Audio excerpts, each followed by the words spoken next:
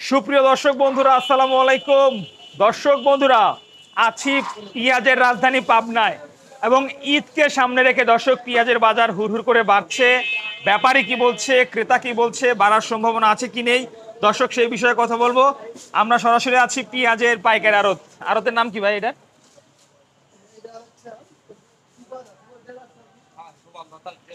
Subal traders না? আচ্ছা, যাই হোক, আমরা একটু বাজার দর জানবো আজকে। আমাদের সঙ্গে রয়েছেন আমাদের সেই দাদা। কি অবস্থা, আপনি কেমন আছেন? একটু আজকের বাজার দর সম্পর্কে আমাদেরকে একবার জানিয়ে খুব দিবেন। ভালো আছি, ব্যবসা ভালো হচ্ছে। 2900 3000 কিনলাম আজকে। 2900 থেকে 3000? মানে পেঁয়াজের বাজার কি বাড়লো? 2900 3000 আচ্ছা দাদা, সব মিলে কি মনে হচ্ছে পেঁয়াজের বাজার কি বাড়বে? বাড়া মানে আরো বাড়ি গেছে।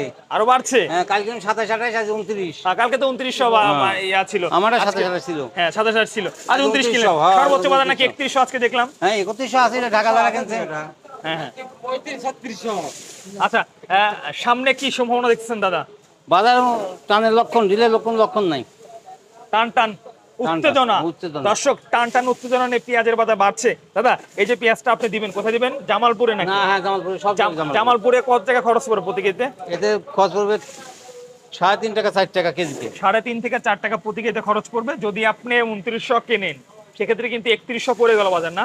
হ্যাঁ, 3100 না, 3060 টাকা। 3060 টাকা পড়ে গেল। মোটামুটি 71 টাকা, 71 টাকা পড়ে গেল। না, 81 73 76 সরি দর্শক, 76 টাকা পড়ে গেছে।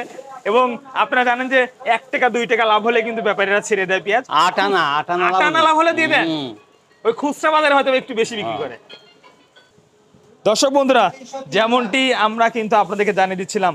আচ্ছা ভাই, আপনি এই বস্ত্রটা সেলাই করতে কতটুকু সময় লাগে ভাই? এই বস্তা সেলাই দিতে 40 সেকেন্ড। 40 সেকেন্ড?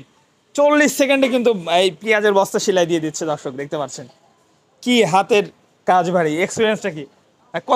কত বছর ধরে আছেন ভাই? আমি ভাই আজ 6 বছর আইছি। 6 বছর?